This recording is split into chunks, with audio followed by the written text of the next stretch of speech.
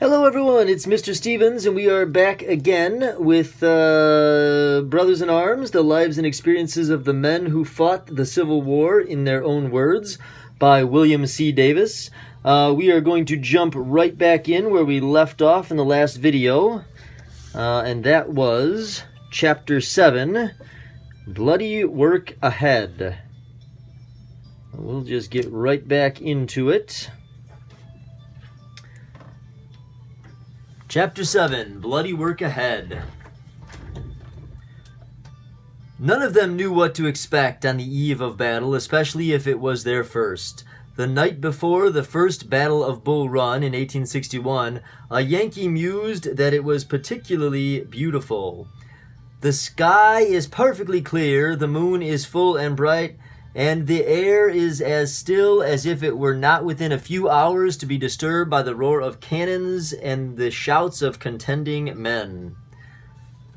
Bands sometimes played, men wrote letters home, filled in their diaries, even pinned their names and addresses inside their uniforms in case they should fall. Mostly, they sat at their campfires, relieving the tension by singing, telling old stories, reliving past battles. Some turned fatalistic.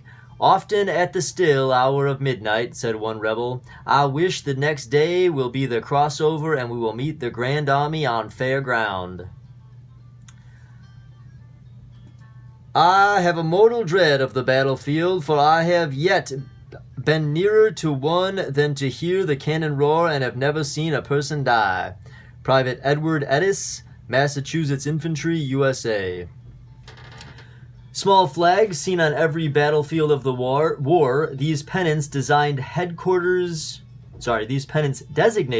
headquarters of units from brigade to corps. The pennant on the right is designation flag of the Union Brigade, which held Cemetery Ridge during the last day of the Battle of Gettysburg. In Virginia, 1862, a Union regiment parades before its encampment. It was in much the same ranks that these men would go into battle.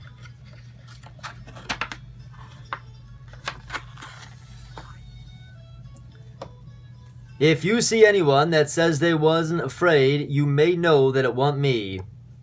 A Maine infantryman, USA. Going into battle for the infantryman, whether his first time or his 50th, seemed much the same. There was the pre-dawn reveille, though most likely he was already awake, mouth dry, hands sweating, shaking slightly with nervous anticipation. Once the firing started, however, time oddly seemed to fly and most of the nervousness disappeared. Time rolls off very fast in time of battle, said one Confederate. When the moment came for the men to go into battle, they formed line at the command, made certain their weapons were loaded and bayonets fixed, and moved forward. The excitement was almost too much for some, and men suffering from diarrhea, which could be half a regiment at a time, feared they might embarrass themselves in action. Most did not. Answering orders transmitted by voice, bugle, or drum, they moved into the battle line. They could not fire yet, though the enemy might be firing at them. The tension mounted intolerably. "Oh dear," a Yankee cried, "when shall we fire?"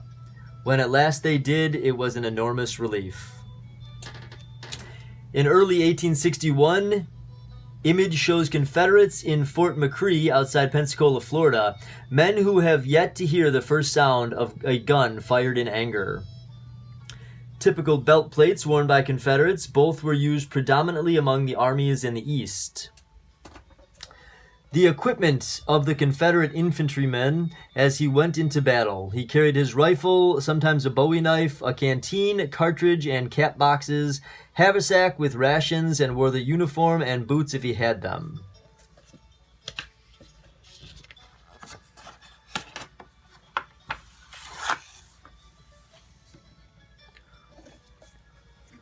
We are required to move the guns about by hand over the field, to front and to rear, in echelon and in line, to sponge and load and fire in mimic warfare until our arms ache and we long for rest.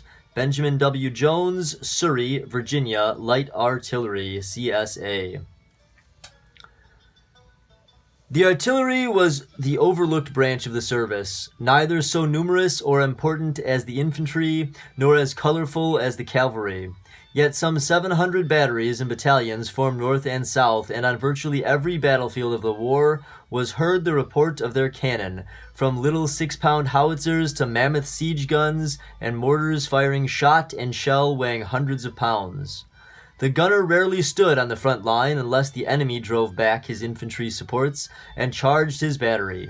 For most of them, battle meant firing solid shot at the foe's cannon hundreds of yards away, then exploding shells to disrupt his infantry line and soften it for his own infantry to assault, or else grape and canister loads, like huge shotgun shells, into an attacking line of the foe. His greatest danger was from enemy cannon or from being run over by an infantry charge. His greatest fear was the loss of his guns, symbol of his pride in his battery. In these siege works around Atlanta, Union artillery was well placed to battle the city's defenders. A stand of grape shot was nothing more than 9 large iron balls that flew apart when fired from cannon, bringing down men and animals. The 7-inch shell above was filled with powder and activated by a fuse in the top that would be set for distance. A Union artilleryman went into battle often covered with color, from the red facings on his blue shell jackets to the brass eagle on his hardy hat. Some carried Roman shot swords and had pistols with which to defend their guns when attacked.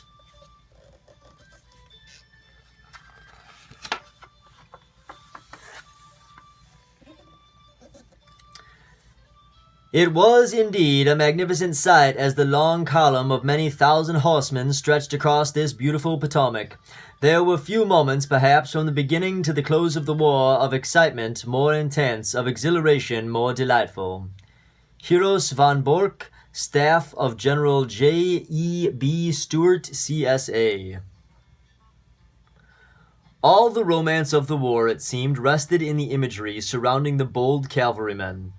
Young men dreamed of the gaudy uniform, the curved saber at his side, the jaunty oversized boots, and the adulation the ladies instinctively felt for the bold cavalier so dashing in the charge. The reality of the cavalryman's experience of combat was considerably different. Rarely did the horseman actually fight on horseback. A mounted man could hardly hit a thing with his carbine or pistol when in motion, and most quickly discarded their sabers as absolutely useless for anything but roasting joints of meat over campfires. When he did fight, the trooper rode to the battlefield, then dismounted, one man holding the horses of 4 while the other 3 fought on foot. Only rarely, as at Brandy Station, Virginia in 1863, did cavalry meet cavalry on horseback and engage in charge and countercharge. This Yankee cavalryman may not look too dashing, but he represents tens of thousands of intrepid men, north and south, who went to war on horseback. A Gideon of the 6th Pennsylvania Cavalry, Rush Lancers, displaying some of their battle credits. The Union cavalrymen went into the fight clad in the shell jacket with yellow trim, carrying a Spencer carbine, if fortunate, a Model 1860 saber, and mounted on a McClellan saddle.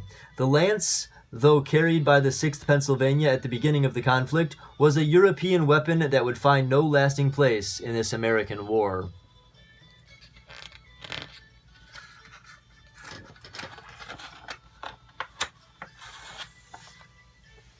And we will end there for today. I hope you guys are still enjoying the read. We will be back shortly with the next section, and I'll talk to you guys soon. Thanks for listening, guys. Bye-bye.